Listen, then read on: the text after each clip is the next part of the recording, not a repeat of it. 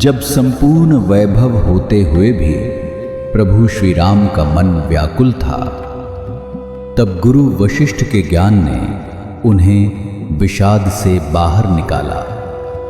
सुनिए बकुल जी की वाणी में। जय श्री राम। स्वागत है सभी का। आज 18 अप्रैल है और आज का श्लोक क्या है?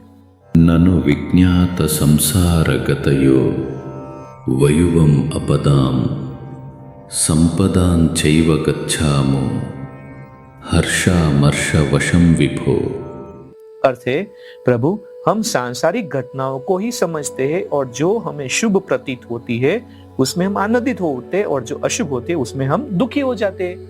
तो वशिष्ठ ने कहा, काल यानी कि यम से उत्साहित होकर पुत्र का जीवन देखने के लिए ऋषि ने अपने ज्ञान चक्षुओं का आश्रय लिया।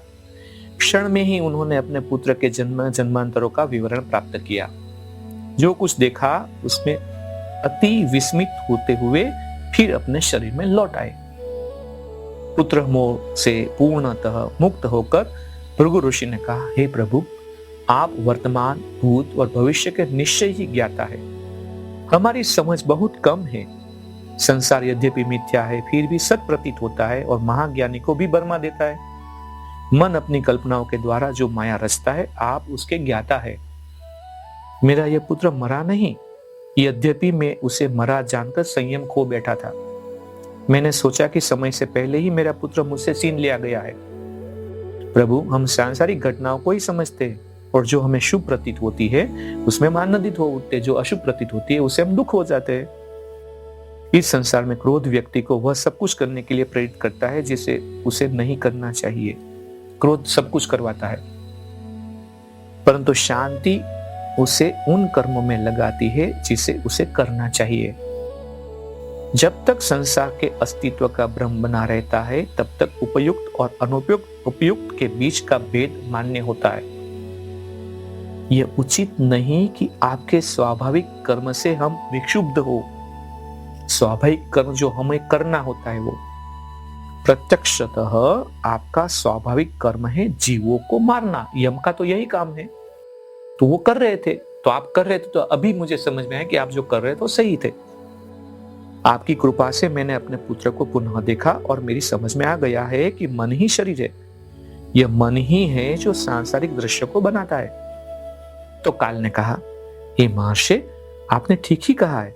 सचमुच मन ही शरीर है। यह मन ही है जो कुम्हार के बर्तन की तरह अपने विचारों से शरीर की रचना करता है।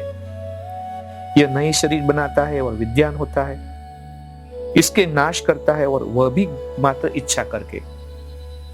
यह भी स्पष्ट है कि मन में वह शक्ति भी विद्यमान है जिससे वह विभ्रम खड़ा कर देता है, गलत बातें सोच लेता है और आकाश में सिक्के की रचना करता है। यहां तक कि वह अपने भीतर शरीर की रचना भी कर लेता है। परंतु अज्ञानी व्यक्ति अपने दृष्टिकोण के कारण अपने भौतिक शरीर को मन से भिन्न समझता है।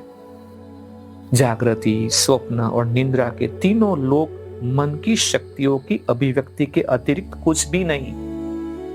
इस अभिव्यक्ति को न वास्तविक कह सकते न मिथ्या ही। जब मन संशक्ति के कारण विभिन्नता की धारणा बनाता है तो वह विभिन्नता देखता है। और इस ज्ञान के साथ आज इस मणिके को यहाँ पे विराम करते, कल देखते अगले मणिके में क्या होता है। तब तक के लिए जय श्री राम। इस ज्ञान यात्रा में हमारे साथ बने रहने के लिए चैनल को सब्सक्राइब करें और बेल आइकॉन दबाएं।